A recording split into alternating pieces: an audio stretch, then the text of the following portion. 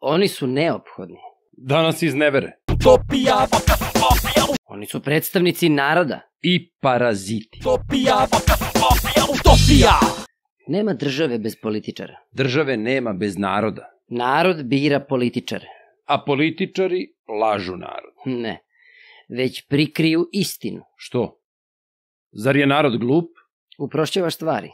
Jer kažem kako jeste. Političar je na izborima izabran od naroda. I retko kad ispuni obećano. Kao predstavnik ima najbolji uvid u šta je najbolje. Da uradi da bi ostao na vlasti. Zato se istina izokrene zbog boljitka države. Još ako laž slučajno ide u prilog njima ili stranci. To može da tvrdi samo opozicija. Činjenice nemaju veze sa političkom stranom. Ali imaju veze sa željom da se svrgne vlast. Pre bih rekao da se kritikuje vlast. Da bolje radi za narod. Ili da se podriva vlast i oslabi država. A po tebi političar je bog koji se ne dovodi u pitanje. A po tebi opozicija je politička organizacija koja ne mari za vlast. Političar na vlasti je dužan da opravda poverenje. Što se proverava na sledećim izborima. Utopija. Zato svaki slaže da ne trepne kad dođu izbori. Gledaš suviše lično. A kako nije lično? Kad utiče na naše živote. Pa to je sve igra, kao šah. A mi mu dođemo pioni. Ali mi ne vidimo širu sliku. Ali je osjećamo direkt na koži. A što se onda ti ne kandiduješ? Pa ne umem da lažem. Vidi, ako moraš da slažeš da bi za državu bilo bolje... Misliš, kao kad kažu neće nikada biti sa onima do prve matematike posle glasanja. Kako usko gledaš, kao konj. Baš ti hvala. Ajde, objasni mi.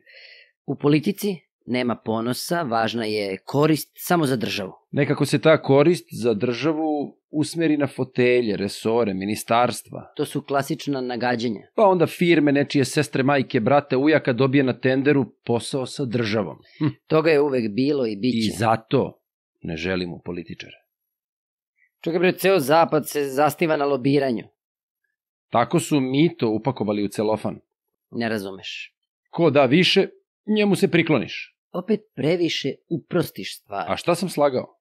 Ti si suviše naivan za politiku. Pa da, nisam dovoljno ljigav. Utopija. Svaki političar želi da postigne nešto dobro za svoj grad, opštinu ili okrug.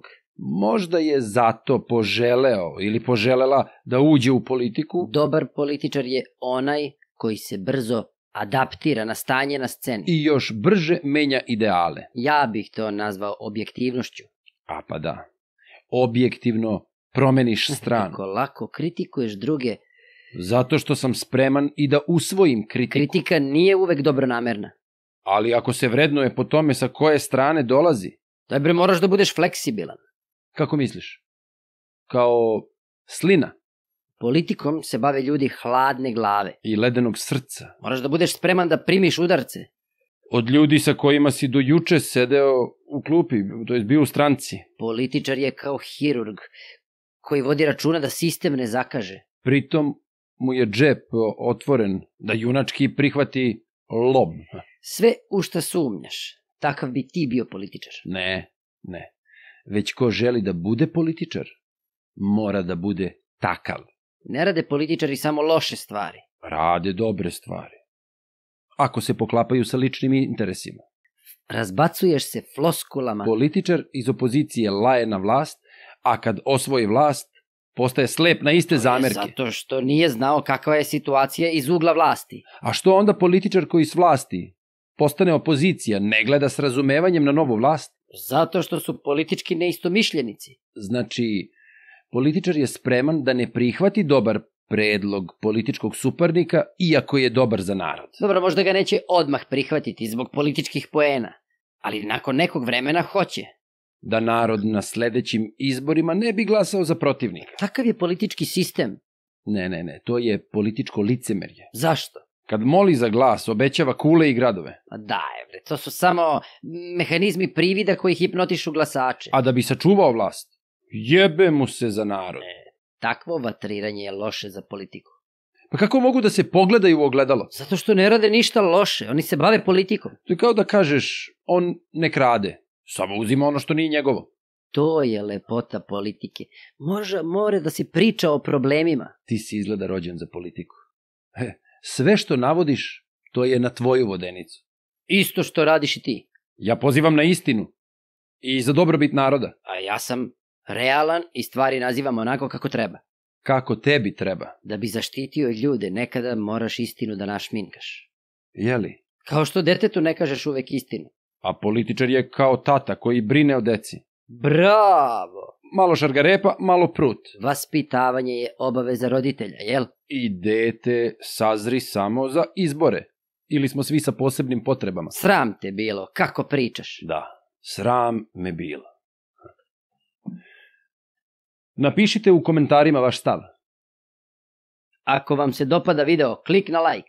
Obavezno subscribe, zvonce, pa klik na sve. Slobodno podeli ovaj video. Što da ne? Vidimo se sledeći put. Aj zdravo. Svako bi da radi samo ono što mu prija. Znam da nemoguće to je, zato moram utopija. Posejao sam seme, slušam, pratim da proklija. Da li je odgovor za sve probleme utopija? Utopija. Podcast utopija.